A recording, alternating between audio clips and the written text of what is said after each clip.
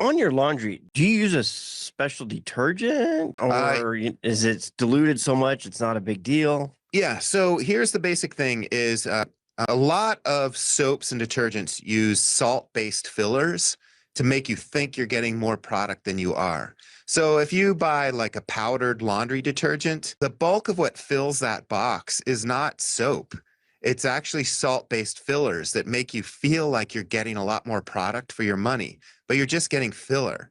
And those salt-based materials, those can be toxic for plants and soil. Salt is a toxin for plants and soil. That's why if you've ever watered your house plants with city water, which has salt in it, and then you water it with rainwater, you see how much better the plants look in just a matter of a couple days because there's no salt in rainwater and it leaches the salts out of the root zone of the plants. So when looking to what soaps, shampoos, detergents I'm going to use with gray water, I use liquid-based soaps and detergents, not powder-based, because the powder-based are going to have a lot more salt. The liquid, far less.